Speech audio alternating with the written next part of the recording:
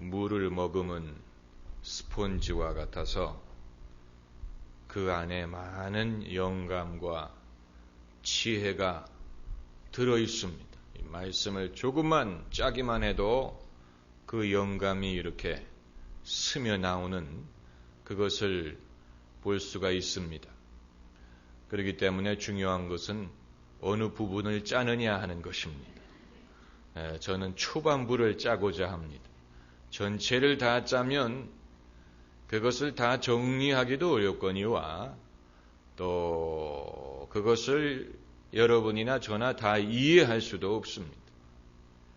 하나님의 말씀은 머리로 이해하려고 하기 전에 마음으로 느끼면 됩니다. 이것은 성경을 이지적으로 가르치고 이해하려는 사람들에게는 생소한 개념일 수 있습니다. 성경 공부나 제자 훈련 같은 것을 강조하는 사람들에게는 좀 생소한 것일 수 있습니다마는 사람은 무엇을 머리로 생각하기 전에 먼저 마음으로 느낍니다.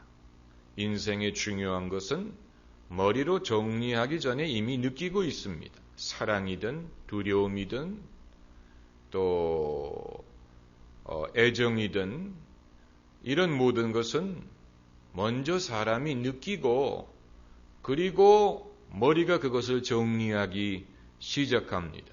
아마도 아기들이 이 세상에 태어나서 머리로 생각하는 것은 별로 없을 것입니다.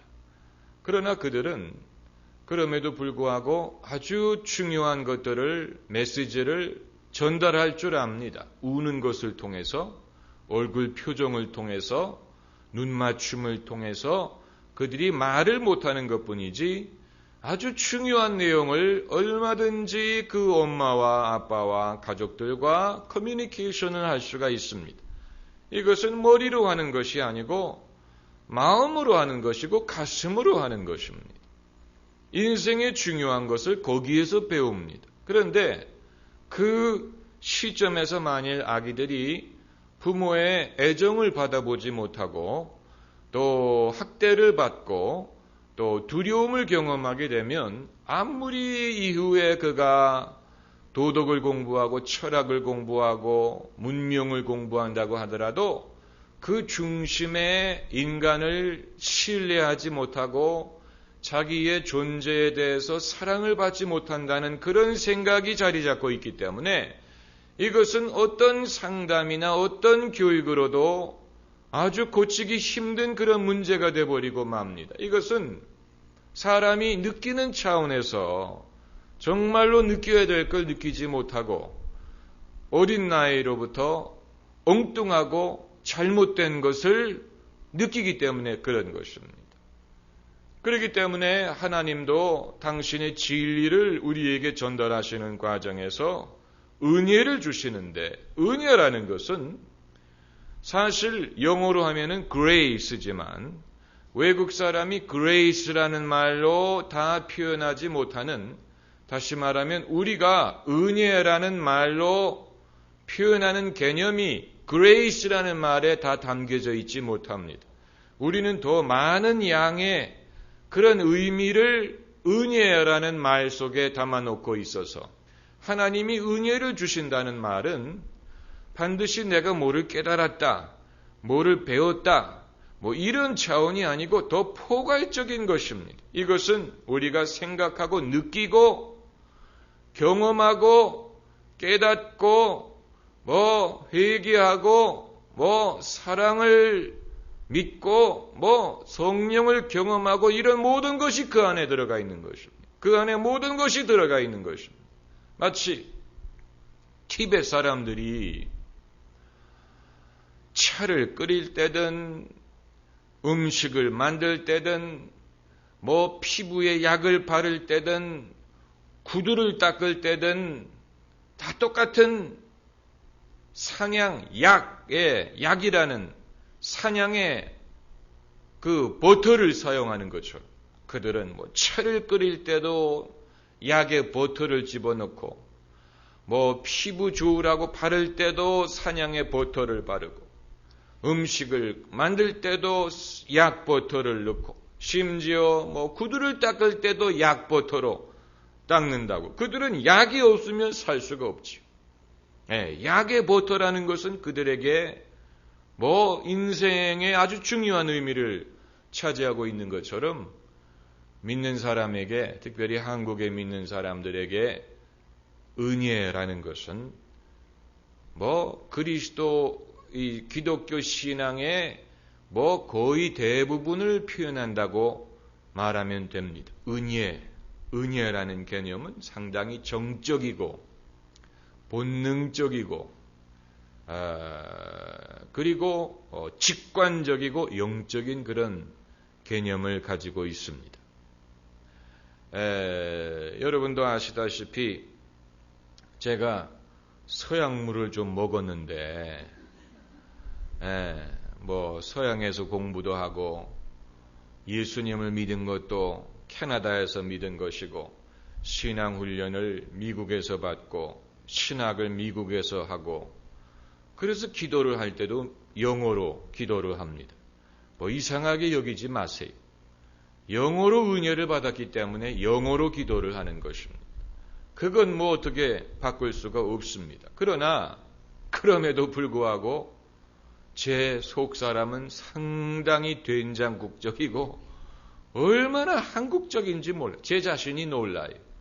그걸 어떤 데서 발견할 수 있느냐 하면은 음악이든 운동이든 정서든 리듬이든 음율이든 애정이든 이런 모든 면에 있어서 한국적인 것이 훨씬 더 마음에 와닿고 그게 호소력이 있고 더 쉽고 더 통하는 것을 어떻게 합니까?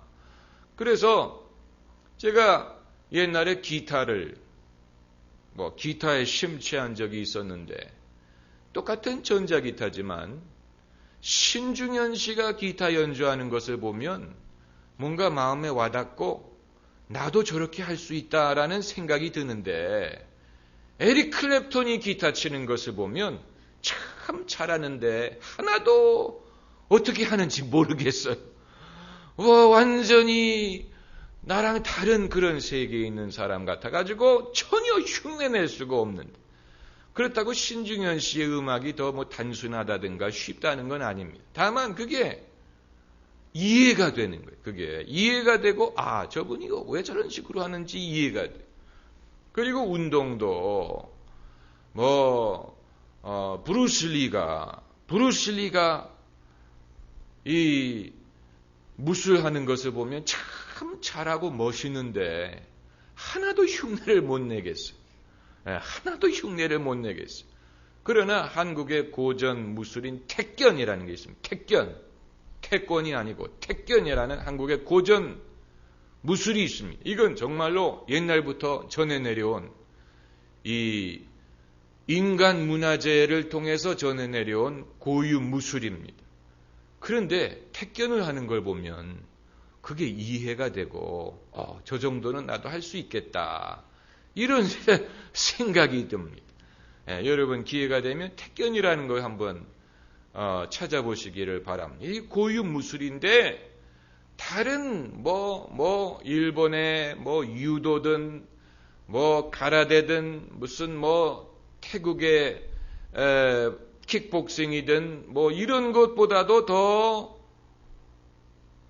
합리적이면서도 효과적이고 그런 것을 보고 거기에 이제 한국 고유 정서가 담겨져 있습니다. 그래서 택견하는 사람들을 보면은 처음에는 약간 노는 것 같아요. 3박자로 이렇게 하면서 이제 발차기도 하고 상대방을 넘어뜨리기도 하고 그러는데 거기서 이제 한국의 춤이 나오고 그래서 택견하는 사람들은 옆에서 장구를 치면서 하는 거예요. 장구를 장 하면서 택견을 상상을 할 수 있습니까? 무술 운동을 하는데 장구 치면서 징을 치면서 그게 맞는다는 것이죠. 이게 한국의 고유 정서예요. 마찬가지로 기독교 신앙이 120년 전에 한국에 들어왔을 때 외국의 선교사들을 통해서 들어오고 외국의 신학이고 외국의 서양 문물과 함께 들어온 것입니다. 그러나 기독교가 한국에 정착하면서 고유의 신앙 정서가 개발이 되었습니다. 고유 신앙의 정서는 이건 신학적인 방법만 가지고는 이해할 수 없는 그런 우리만의 것입니다. 기도와 또 정성과 또 충성, 사랑, 헌신 이런 것들은 이건 어떤 신학적인 공식으로 표현할 수 있는 것이 아닙니다. 우리나라에 이제 외국에서 신학 교육 받은 우리 목사님들이 이제 서양물을 많이 마시고 자꾸만 이 한국의 고유 신앙을 무식한 것이고 무속 신앙의 영향이고 이런 식으로 그것을 폄하하고 마치 그 서양식으로 신앙을 바꿔야 그게 복음적이고 또 성경적이라고 생각을 하는데, 그러나 그럼에도 불구하고 그렇게 가르치는 분들도 새벽 기도를 하고 기도를 강조하고 헌신, 정성, 주님에 대한 사랑, 의리 이런 것은 합리적인 서구 문화만 가지고는 이해할 수가 없는 것입니다. 이해할 수가 없는 것이죠. 외국 사람들은 일주일에 교회를 많이 가봤자 한 번, 정말 많이 가면 2번 갈까 말까 한데 한국의 기독교인들은 매일 가도 부족하다는 거예요. 매일 새벽 기도 가고 수요 예배 가고 또 성경 공부 가고 주일 예배 가고 주일 저녁에도 예배가 있고 세일 모임을 가고 굉장히 많이 가는 것이지요. 그렇게 많이 가면은 도대체 교회만 가느냐. 그러나 이거는 그게 좋기 때문에 가는 것이죠. 누가 강요해서 가는 게 아니고 내 아버지 집에 내가 있어야 할 줄 알지 못하셨나이까. 그런 정서라는 거. 할렐루야. 내 아버지 집에 내가 있어야 할 줄 알지 못하셨나이까. 이것은 왜 가느냐로 파악할 수가 없고 왜 안 가느냐라고 물어봐야 되는 질문입니다. 왜 교회를 가느냐라는 질문은 옳은 질문이 아니고 왜 교회를 안 가느냐가 옳은 질문. 왜 너는 하나님을 믿느냐라는 질문이 옳은 질문이 아니고 왜 당신은 하나님을 안 믿습니까? 그게 옳은 질문입니다. 왜 하나님을 믿느냐라는 것은 그 질문 자체가 잘못된 것입니다. 왜 안 믿느냐를 말할 때 안 믿는 이유뿐만이 아니고 믿어야 될 이유도 알 수가 있게 되는 것입니다. 왜 믿느냐라는 질문은 사실 대답하기가 더 어렵습니다. 왜냐하면 믿는 게 당연한 것이기 때문에. 믿는 게 당연하죠. 만약에 자녀에게 너는 왜 부모님에게 효도하느냐라고 물어보세요. 뭐라고 대답합니까? 부모님이니까. 그 이외에는 대답할 말이 없지요. 그건 질문 자체가 잘못된 것입니다. 왜 부모님에게 효도하지 않느냐? 그게 더 올바른 질문이. 마치 부모에게 당신은 왜 당신 자녀를 사랑합니까? 그건 이상한 질문이지요. 그런 질문은 하나만 합니다. 그 뭐라고 대답합니까? 당신은 왜 자녀를 사랑하느냐? 뭐라고 대답합니까? 거기에 대해서. 그건 이론적으로 토론할 수 있는 게 아니에요. 그러나 당신은 왜 자녀를 사랑하지 않느냐? 차라리 그런 질문을 하는 게 낫죠. 만약에 자녀를 사랑하지 않는 부모가 있다면 무슨 말인지 아시겠지요? 이 서양에서 발달한 신학이 접근 자체가 잘못된 것입니다. 접근 자체가 잘못돼서 하나님을 왜 믿어야 되느냐, 이런 식으로. 성경을 우리가 왜 신뢰해야 되느냐, 이런 차원에서 성경을 연구하고 신학을 연구하니까 그게 이론적으로 아무리 맞는 대답이라도 그게 교회를 부흥하게 하지 못하고 사람의 신앙을 뜨겁게 해주지 못하는 것입니다. 성경은 믿는 것에서 출발해야지. 왜 믿어야 되느냐를 묻기 시작하면 대답은 얼마든지 찾을 수 있습니다만은 그건 시작 자체가 의심, 의구심, 여기서 시작하는 것이기 때문에 그 자체가 잘못된 것입니다. 단추를 잘못 끼는 것입니다. 시작의 정신이 잘못된 것이고, 그리고 믿음이 없이는 하나님을 기쁘시게 할 수 없기 때문에 거기에는 은혜가 없습니다. 은혜가 없어요. 오늘 성경 말씀이 제가 어떻게 하다가 여기를 오게 됐지요? 무슨 얘기를 하다가 스폰지에 앞을 짜겠다는 말에서 시작이 됐죠. 스폰지에 앞을 짜겠다. 그게 바로 12절입니다. 이 스폰지의 앞부분을 짜니까 여기서 은혜가 나오는데 나일강의 비유를 제가 들고 싶습니다. 나일강, 얼마 전에 신문을 보니까 21세기에는 물 때문에 전쟁이 생길 것이다 라는 예측이 있습니다. 그런데 이 물 때문에 전쟁이 생길 수 있는 가능성이 있는 나라가 이 요르단강 있는 중동 지역과 그리고 인더스강이 있는 인도, 파키스탄과 그리고 나일강 지역이라 그랬어요. 물 때문에 전쟁이 생길 수 있는 나라가. 근데 나일강은 애굽의 젖줄입니다. 이집트의 젖줄입니다. 이집트 문명은 나일강이 없이는 시작할 수 없었습니다. 나일강 델타 지역에서 문명이 발달했습니다. 성경에도 나일강이 얼마나 중요한 역할을 합니까? 그런데 나일강은 이집트에서 시작한 게 아니고 수천 킬로 아래로 내려가서 중부 아프리카에서 시작하는 강입니다.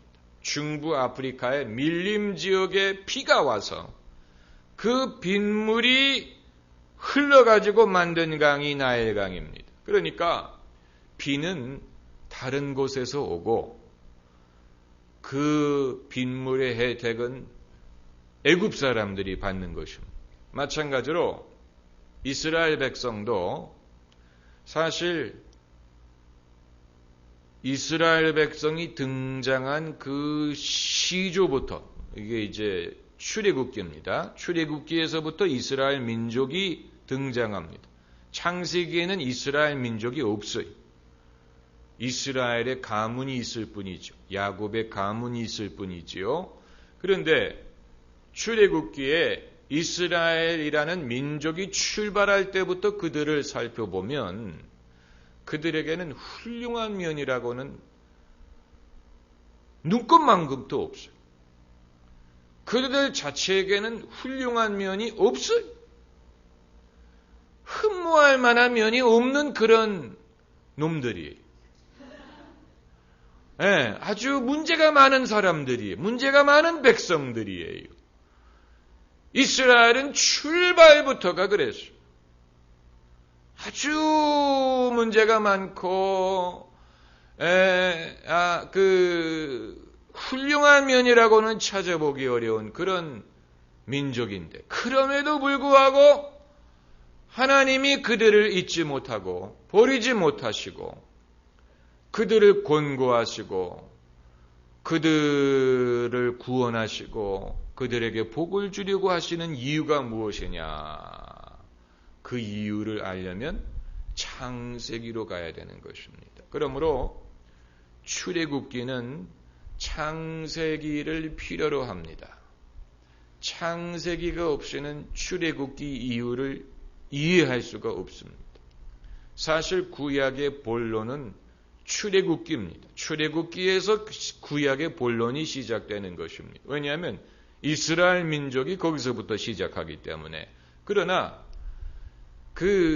출애굽기 이후에 모든 하나님의 섭리를 이해하기 위해서는 창세기로 거슬러 올라가서 마치 이집트의 나일강이 이집트에서 시작한 게 아니고 그 근원이 수천 킬로 남쪽 중부 아프리카인 것처럼 이스라엘 백성이 하나님의 복을 받고 하나님의 사랑을 받을 수 있는 원인이 창세기에 아브라함과 이삭과 야곱에게 있다는 것입니다.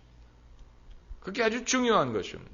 그래서 오늘 12절 말씀에 너희가 이 모든 법도를 듣고 지켜 행하면 내 하나님 여호와께서 내 열조에게 맹세하신 언약을 지켜 내게 인애를 베푸실 것이라. 하나님이 역사하시는 원리를 볼 수 있습니다. 하나님은 임의로 역사하시지 않습니다. 하나님은 기분에 따라서 역사하시지 않습니다. 하나님은 어떻게 역사하느냐? 당신이 맺으신 언약을 따라서 역사하십니다. 아주 중요한 것입니다. 성경의 하나님을 우리가 이해할 수 있으려면 하나님이 어떤 언약을 맺으셨는지를 알아야 됩니다. 우리 삶 속에 우리가 기대할 수 있는 하나님의 은혜를 알고 그것을 구하기 위해서는 하나님이 우리를 위하여 어떤 언약을 맺으셨는지를 알아야 됩니다. 그래서 우리의 모든 기도와 간구가 우리의 소원이나 우리의 생각에 의한 것이 아니고 주님이 맺으신 언약에 기초한 것이 될 때 그 기도에 권세가 있고 그 기도가 효험이 있는 것입니다. 할렐루야. 아주 중요한 원리입니다. 여러분이 오늘 이것만 기억하셔도 여러분의 신앙에 큰 도움이 됩니다. 우리 신앙에 하나님이 어떤 것을 주시고 어떤 일을 하실지 우리가 기대할 수 있으려면 우리의 간절한 소원이나 어떤 우리의 생각에 기초해서는 안 되고 하나님이 어떤 언약을 맺어 주셨는지를 알아야 됩니다. 그리고 거기에 기초해서 우리가 구하고 기도해야 됩니다.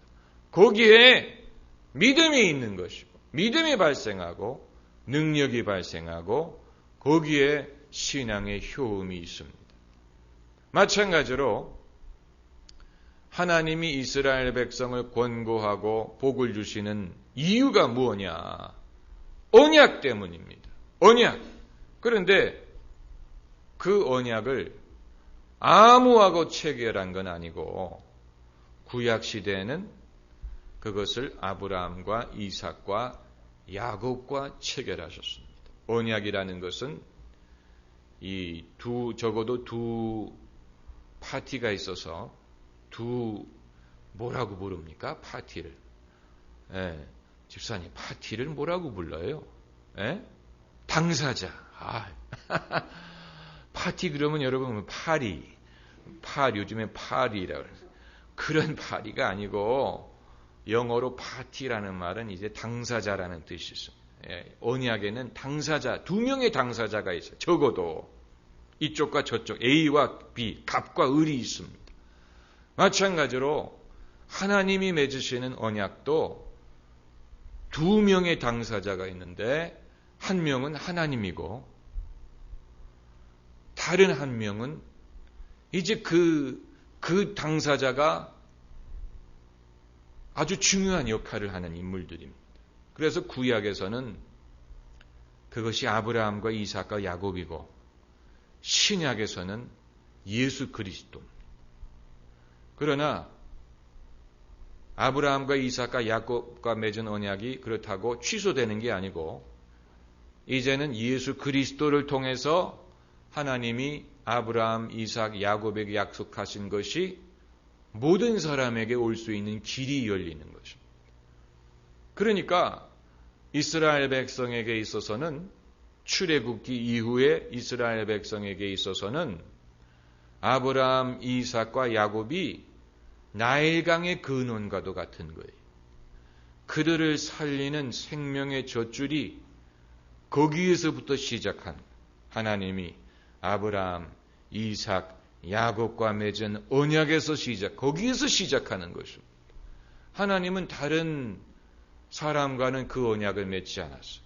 이스마엘과 맺지 않았고 에서와 맺지 않았고 무슨 에돔과 맺지 않았고 바벨론과 맺지 않았어요. 언약의 하나님.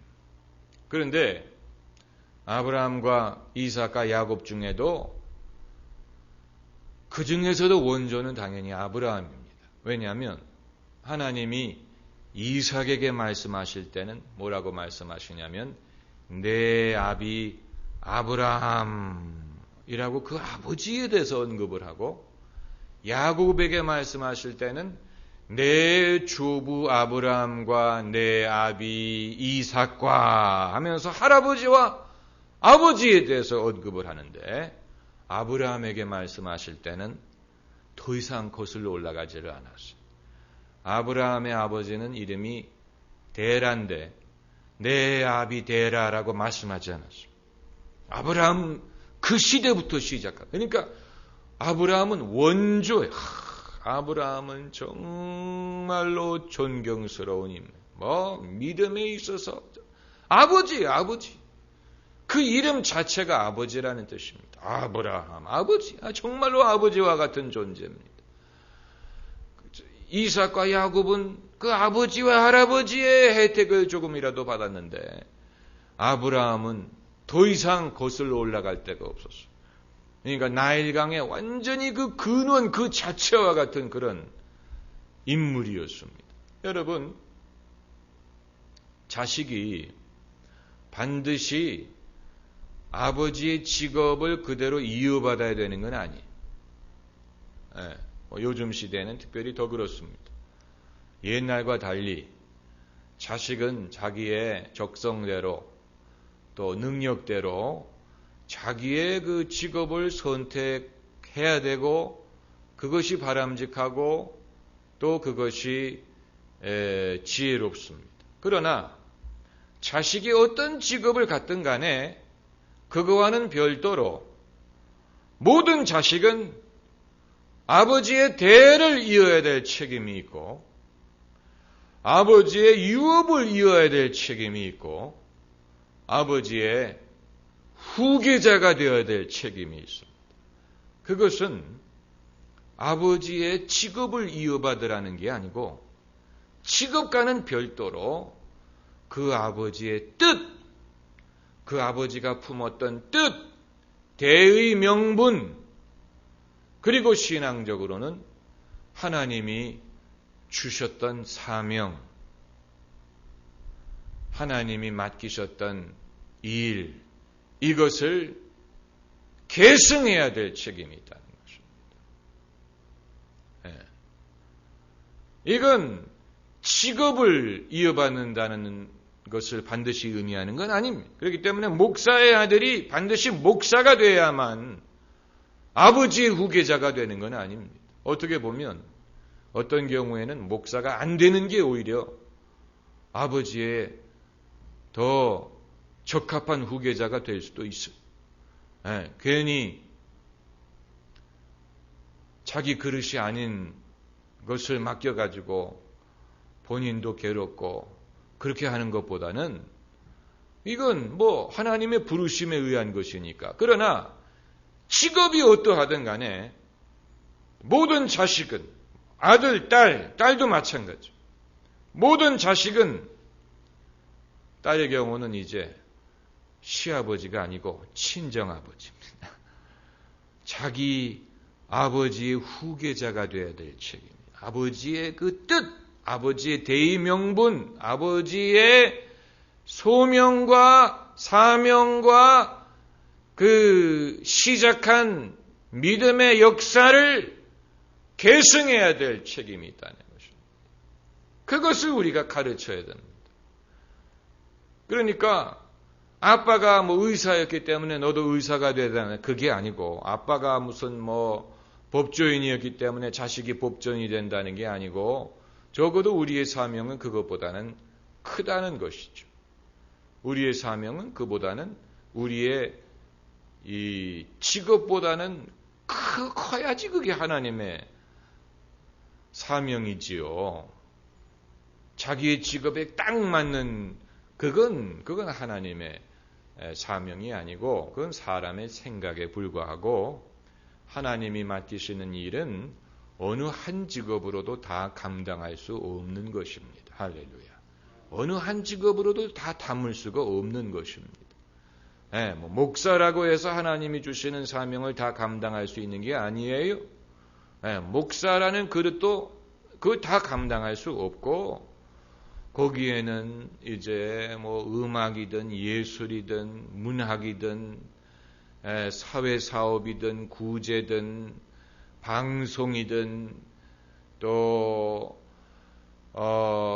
그 이외에 무슨 정치든 이런 여러 가지 분야로 뻗어나가는 것입니다. 하나님이 하시는 일을 우리가 담기 위해서, 하나님이 하시는 일을 우리가 담기 위해서 많은 그릇이 필요한 것입니다. 그 선지자의 과부가 그 동네에 많은 그릇을 빌어다가 거기에 기름을 부었더니 그릇이 다 찰 때까지 기름이 흘러나온 것처럼, 이 하나님이 주시는 은혜를 담을 그릇이 많이 필요한 것입니다. 하나로 다 담을 수 있는 것이 아니고, 이 하나님이 주시는 은혜는 담을 수 있는 그릇이 다양해야 됩니다. 우리 민족이 거기에 대해서 비전을 가질 수만 있다면, 우리는 우리의 자녀들이 하나님의 부어주시는 기름을 다 담을 수 있는 훌륭한 그릇으로 키울 수가 있습니다. 한 종류의 그릇이 아니고 여러 종류의 그릇. 무엇을 담느냐가 중요한 것입니다. 무엇을 담느냐가 중요한 것입니다. 그래서 여기에서 이제 이스라엘의 행위가 하나님의 복을 받을 수 있는 열쇠가 아닙니다. 성경을 읽으면 그렇게 들리지요. 너희가 이 모든 법도를 듣고 지켜 행하면, if란 말이 있어요. If you do this and that. 조건부로 들립니다. 그래서 하나님이 인애를 베푸시는 것이 사람의 행위에 좌우되는 것처럼 들리지만, 그러나 읽어보면 그게 아니에요. 너희가 그렇게 하면 하나님 여호와께서 내 열조에게 맹세하신 언약을 지켜 내게 인애를 베푸실 것이라. 그러니까 하나님이 인애를 베푸시는 이유는 이스라엘의 행위에 있는 게 아니고 하나님이 맺으신 언약에 있는 것입니다. 아주 중요한 것입니다. 사람의 노력에 좌우되는 게 아니고, 사람의 의에 좌우되는 게 아니고 하나님의 언약에 의거한 것입니다. 이것은 구약이나 신약이나 마찬가지. 사람이 하나님의 자녀가 되는 것은 자기의 뜻이나 자기의 경건함에 좌우되는 게 아니고 예수 그리스도를 통해서 우리와 맺으신 언약에 좌우되는 것입니다. 그래서 베드로와 요한이 미문가에 앉은 병이를 고친 다음에 뭐라고 말했냐면, 너희가 예루살렘 사람들아, 너희가 어찌하여 우리가 우리의 권능과 경건으로 이 사람을 낫게 한 것처럼 우리를 바라보느냐 그랬어요.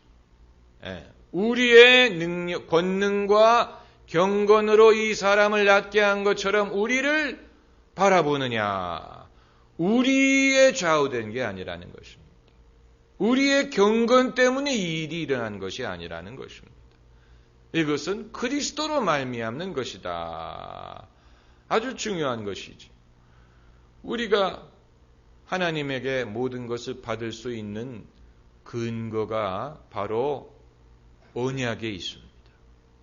아까 말씀드린 것처럼 여러분의 기도와 믿음이 효험을 얻기 위해서는 하나님이 어떤 언약을 맺으셨는지를 여러분이 열심히 알아야 됩니다. 도대체 이 안에 있는 그 약속이 도대체 뭐가 있냐, 이걸 여러분이 알아야 됩니다. 성경 말씀을 우리가 알아야 되는 이유가 도대체 예수 그리스도를 통해서 맺으신 언약은 우리에게 무엇을 약속하느냐, 내가 무엇을 기대하고 바랄 수 있느냐, 우리가 구하면 주신다고 하신 것들이 무엇이냐, 이걸 알아야 돼.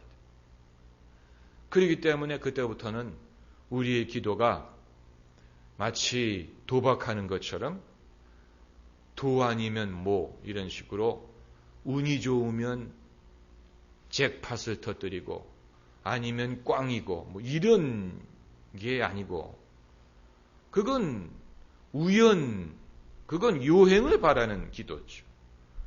우리의 신앙은 그런 식으로 그 이방인들이 구하는 것처럼 요행을 구하는 게 아니에요. 요행으로 한번 기도해보자. 뭐 믿져야 본전이지. 한번 기도해보자. 뭐 그러면 어쩌다가 뭐가 터지겠지. 뭐 이게 아니고, 그건 이방인식으로 믿는 것이고, 하나님이 그리스도 예수 안에서 우리에게 약속하신 것이 무엇인지를 알고 그것은 100%예요. 100%. 왜냐하면 하나님이 당신의 이름으로 맹세하셨기 때문에, 당신의 거룩함을 두고 맹세하셨어요. 하나님이 자기보다 더 큰 이름이 없기 때문에 당신의 이름으로 맹세하셨어요. 그 영화 대부를 보면 말론 브란도가 이 다른 깽단 두목들과 이 회담을 할 때 입안에다가 뭐를 넣어가지고 이렇게 튀어나오게 만들고 물 그리고는 오른손을 가슴에 탁 대고 I swear on the lives of my grandchildren 이러면서 하필이면 자기 손자들의 이름을 거론하는지, 아무튼 그러나 약속하는 내가 맹세한다 하면서, 그러나 하나님은 당신의 이름으로 맹세하십니다. 당신의 이름으로 너희가 이제껏 내 이름으로 아무것도 구하지 아니하였으나 이제 구하라 그리하면 이르리라 하면 당신의 아들의 이름으로 구할 길을 열어주셨습니다. 할렐루야. 기도하십시다.